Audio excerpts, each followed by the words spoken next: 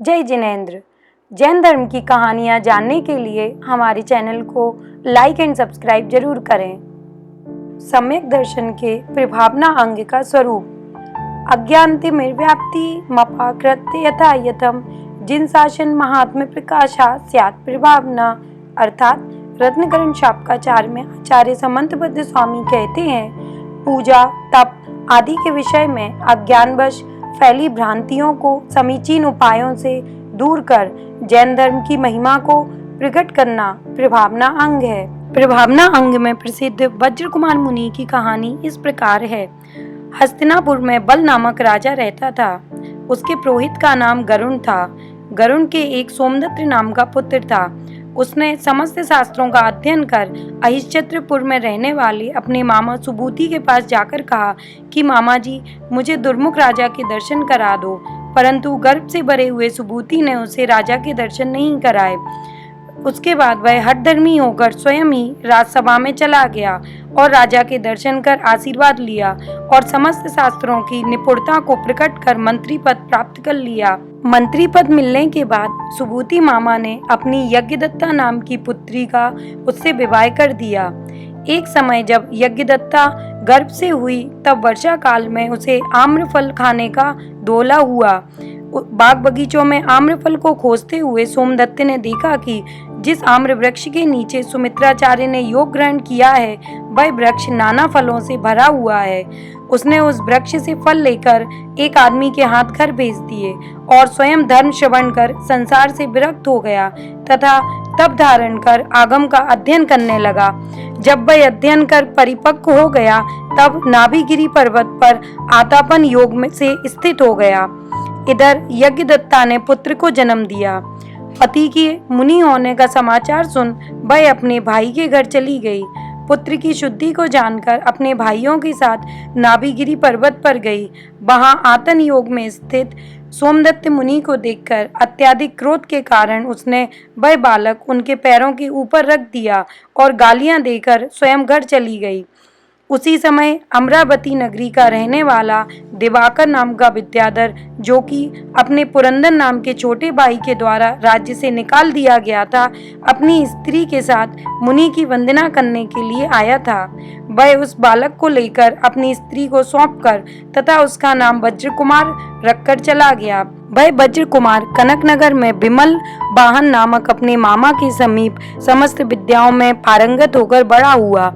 उसके बाद तरुण बेग और अंगवती की पुत्री पवन बेगा हेमंत पर्वत पर बड़े आराम से प्रज्ञप्ति नाम की विद्या सिद्ध कर रही थी। उसी समय वायु से कंपित बैरी का एक पैना कांटा उसकी आंख में जा लगा और उसकी पीड़ा से चित्त चंचल हो जाने से विद्या उसे सिद्ध नहीं हो रही थी।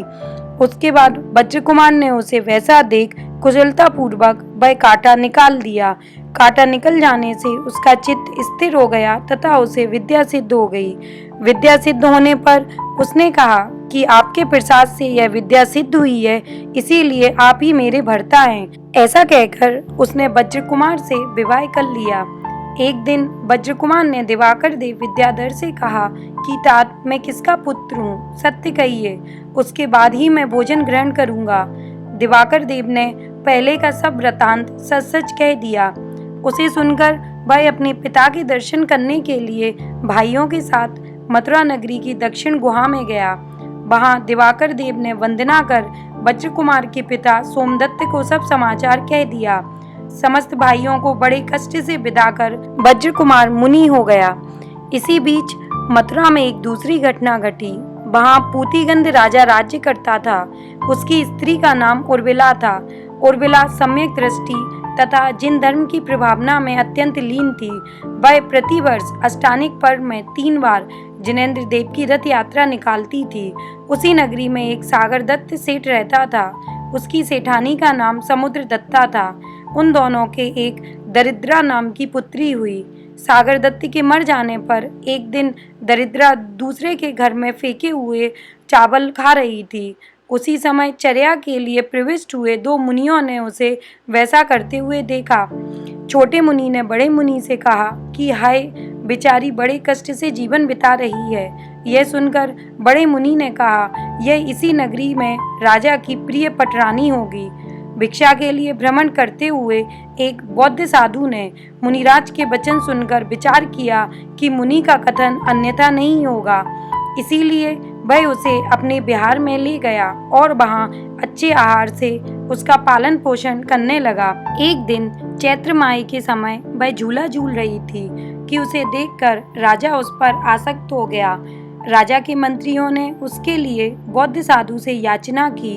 बौद्ध साधुओं ने कहा, यदि राजा हमारे धर्म को ग्रहण करें तो मैं इसे दे दूंगा। राजा ने वह सब स्वीकार कर उसके साथ विवाह कर लिया और वह उसकी अत्यंत प्रिय पटरानी बन गई। फाल्गुन माह की नंदीश्वर यात्रा में उर्मिला ने रथ यात्रा की तैयारी की।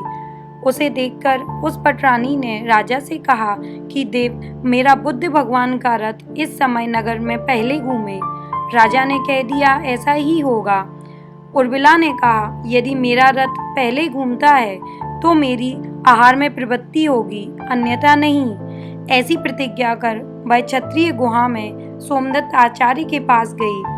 उसी समय वज्रकुमार मुनि की वंदना भक्ति के लिए दिवाकर देव आदि विद्याधर आए थे। वज्रकुमार मुनि ने यह सब वृतांत सुनकर उससे कहा कि आप लोगों को प्रतिज्ञा पर आरूढ़ उर्मिला की रथ यात्रा कराना चाहिए। उन्होंने बुद्धदासी का रथ तोड़कर बड़ी विभूति के साथ उर्मिला की रथ यात्रा कराई।